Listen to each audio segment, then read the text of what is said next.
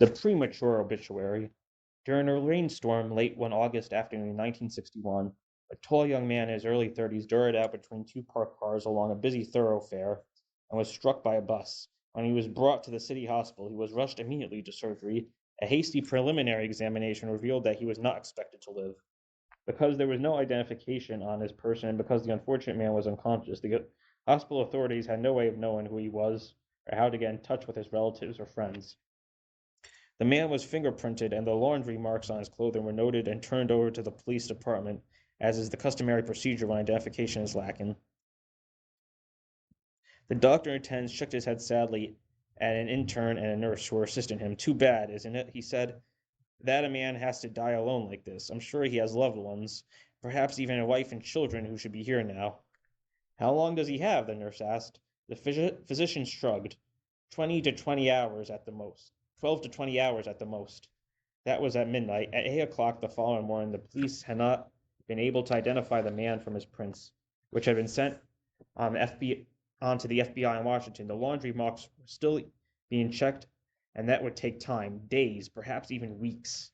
Exactly at 8:30 that morning, an older man, a young woman, and a small boy appeared at the information desk.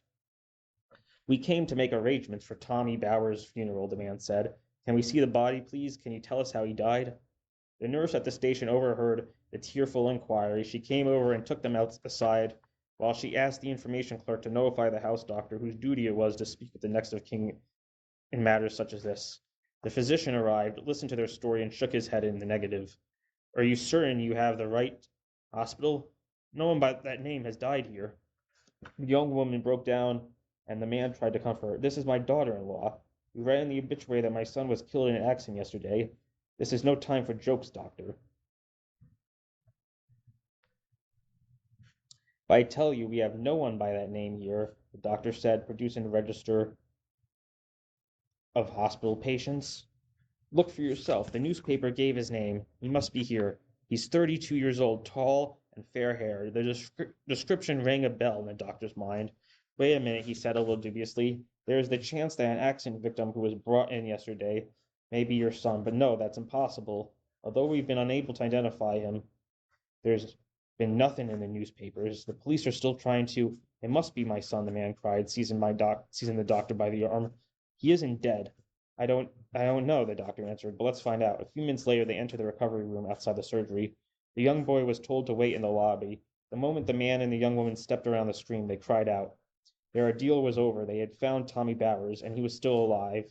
As they reached the side of his bed, the accident victim opened his eyes for the first and last time. He smiled at his father and wife, muttered something that sounded as if he was glad to have seen them. Then he died. Later, still unable to understand how Tommy Bowers' father and wife had learned he was in the hospital, the chief of staff questioned them at length.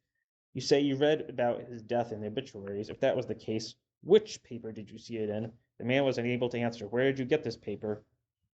"I got it from a newsboy this morning on my way down to the bus stop. While I was waiting for the 7 o'clock bus, I started to read the paper. Then I saw his name. Tommy's name. It said, 'Thomas Bowers died last night in the city hospital as a result of a traffic accident.' The hospital staff checked with all the local newspapers. No such ad had appeared." Tommy's wife had not seen the ad, and her father-in-law had lost the paper in his frantic haste to get to the hospital.